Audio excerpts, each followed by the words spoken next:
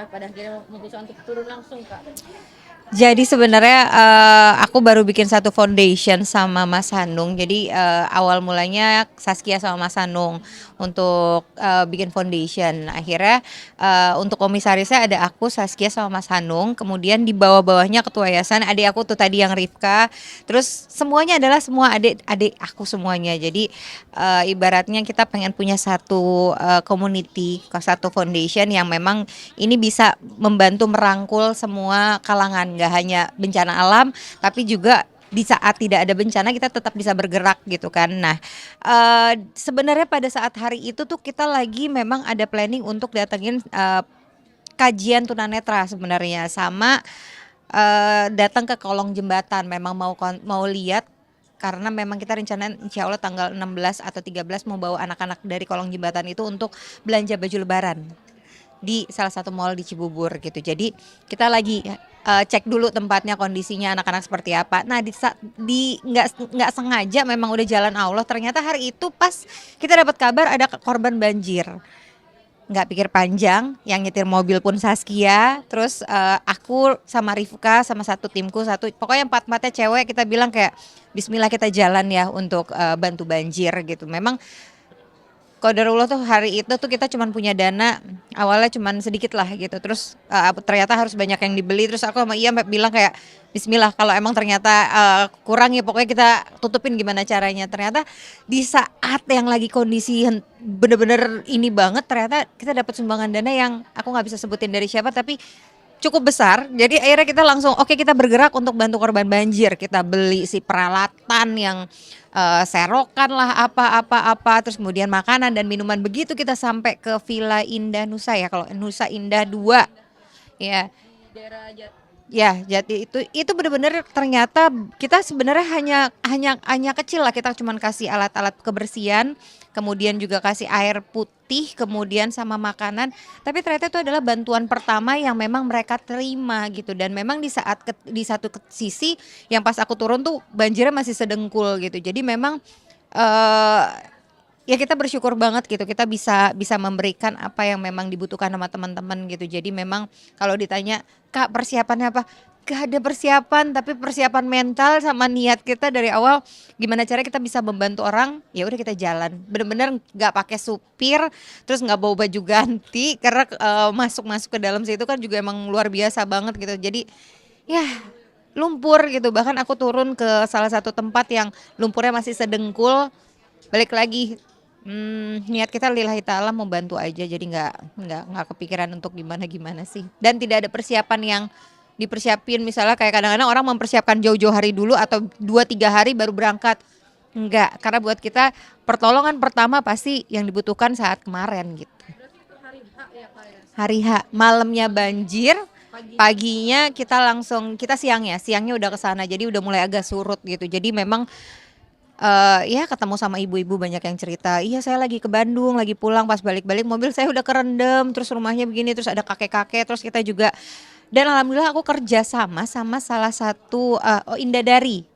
Oh, udah tahu. Ya, Indadari. Jadi dia tuh kebetulan memang punya proyek akhirat, bahkan ada mobil ambulans, terus dia juga punya mobil yang masuk ke lumpur tuh bisa. Jadi memang kita kerja sama dia, terus kita dibantu juga sama tim TNI dan SAR yang ada di sana.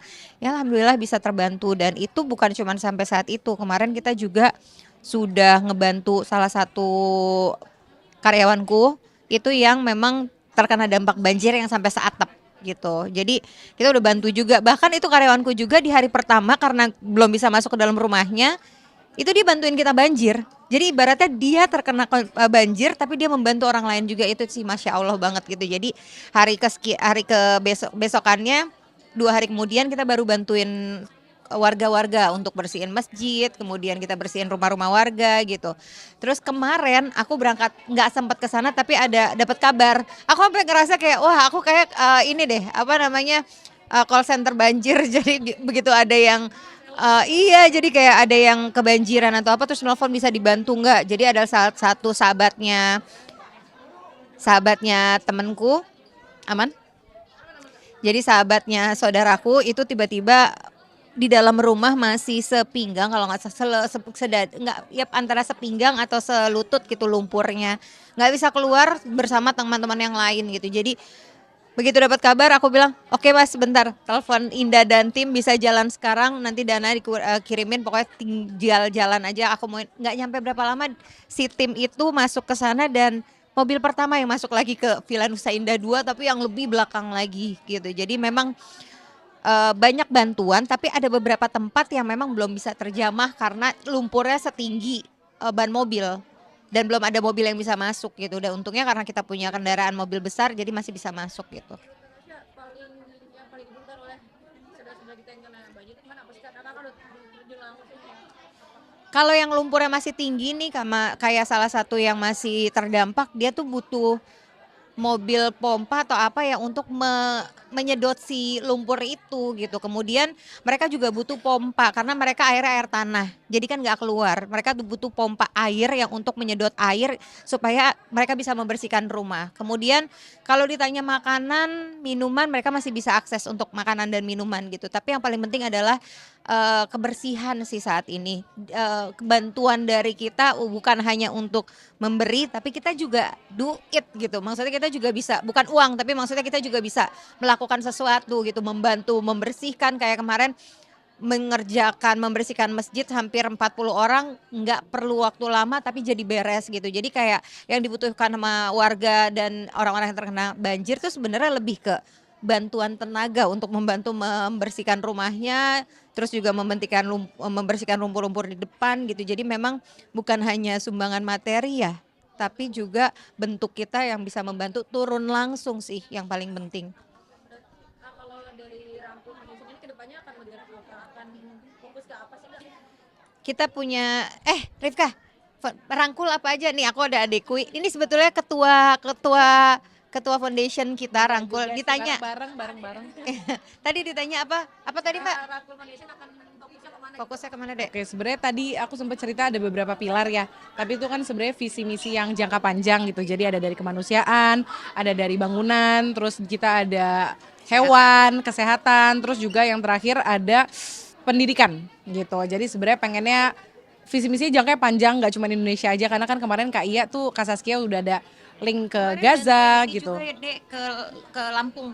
Jadi Ke kita Lampung, kasih uang, betul. jadi untuk bagi-bagi takjil gitu. Jadi buat aku tuh benar-benar bukan hanya membantu bencana alam, tapi orang-orang yang tidak terkena bencana alam pun ya kita bisa bantu ya. Itu memang kemarin karena kebetulan aja sih lagi ada yang butuh, ya udah karena cepet kita langsung ke situ gitu. Jadi banyak sih nggak cuma Indonesia gitu, pengennya juga ke Tanah Syam gitu, bantu keluar gitu. Tapi yang lebih penting adalah yang terdekat dulu. Kurang lebih kayak gitu. Oke. Kata saya silakan ditanya. Bismillah. Karena tadi aku bilang foundation ini tuh punya kita bareng-bareng satu keluarga full gitu. Jadi ketua foundation ini adikku sendiri gitu. Kemudian nanti untuk materi-materi video ada adikku yang Alwin. Terus kemudian aku lebih ke komisaris sama Iya sama Mas Anung. Jadi gimana caranya memang aku dibentuk sama mama tuh jiwa untuk ngebantu orang tuh kayaknya udah nempel gitu. Jadi kayak satu hari nggak ini kayak ada yang kurang gitu. Jadi kayak kita bikin yayasan untuk bisa gimana caranya supaya apa yang sudah diterapin sama orang tua bisa kita jalanin gitu. Terakhir apa sih Kak yang Kakak rasain ketika Kakak turun langsung? Kalau tadi kan kalau semua orang bisa nyumbang materi ya, tapi nggak semua orang bisa nyumbangin waktu untuk nyumbang tenaga. Nah, apa yang Kakak rasain ketika Kakak udah turun langsung membantu saudara-saudara yang memang membutuhkan kayak kemarin musuh aja gitu Kak? Hati aku full. Aku ngerasa yang tadinya kayak masih ada yang kurang, terus ngerasa lebih punya arti dalam melakukan segala sesuatunya. Contohnya juga kayak pada saat turun langsung tuh, kalau banjir oke lah kita melihat itu mereka terkena efek dari bencana alam. Tapi begitu aku turun langsung ke jembatan yang anak kolong jembatan, itu hati aku sih hancur sih sebenarnya, kayak ternyata sebanyak gitu aku mengeluh tapi ternyata mereka jauh lebih terpuruk lagi, jauh lebih yang kayak nggak ada listrik sama sekali. Bahkan pada saat kemarin tuh air berapa senti lagi juga udah menghabisi tempat tinggal mereka gitu. Jadi kalau ditanya aku ngerasa hatiku lebih keisi karena memang yang biasanya mungkin cuma ngurusin kerjaan tiba-tiba bisa ngebantu orang. Bahkan sekarang tuh kayak mana lagi ya yang pengen kita datengin, dan aku orang yang tidak takut-takut, tidak takut kotor. Jadi kayak kalau mau bantu jangan setengah-setengah, jangan cuma memberikan dari atas tapi kita nggak mau turun, tapi kalau bisa kita turun membantu itu pasti bisa bikin jauh lebih seneng gitu. Aku jadi ngerasa kayak lebih ada manfaatnya untuk orang lain. Masih kalau jadi konsumen itu Kayak segala sesuatu aja kalau misalnya belinya berapa jadinya berapa pasti kecewa gitu. Apalagi ini minyak yang memang dikonsumsi setiap hari untuk kebutuhan masak gitu, dan kita bayarnya sesuai dengan yang ditulis dan dalam kemasan 1 liter. Kalau dibilang kecewa pasti kecewa gitu. Buat aku itu adalah satu hal yang dilakukan sama oknumnya dari perusahaan tersebut, tapi membuat pada akhirnya membuat kecewa masyarakat, terus kemudian juga kitanya juga jadi nggak trust, kemudian juga pastinya apa namanya ya kayak gitu-gitu kan, kayak apa ya, sesuatu hal kecil tapi efeknya akan besar ke perusahaan. Jadi kalau buat aku sih sebenarnya aku sebagai warga masyarakat yang menggunakan minyak gitu kan, yang selalu mengkonsumsi minyak untuk kebutuhan masak, begitu tidak sesuai ya pasti kecewa. Adakah ibu-ibu yang tidak kecewa dengan itu? Pasti tidak ada.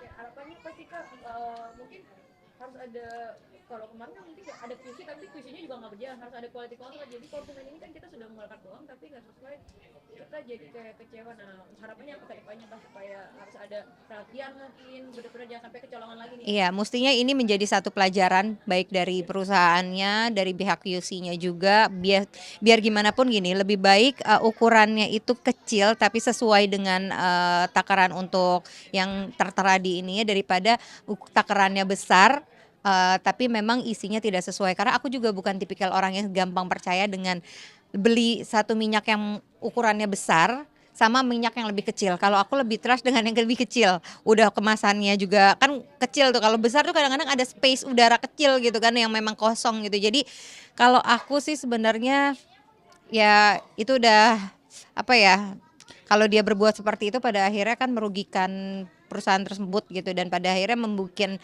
kepercayaan kita masyarakat itu jadi underestimate pada brand tersebut. Nah, efeknya kasihannya adalah kepada minyak-minyak yang sebenarnya memberikan sesuatu yang sebenar-benarnya, pada akhirnya terkena imbasnya gitu. Jadi ini pelajaran banget buat perusahaan, kalau memberikan segala sesuatu tuh harus sesuai dengan takaran yang kalian berikan sendiri sih. Terima kasih Kak.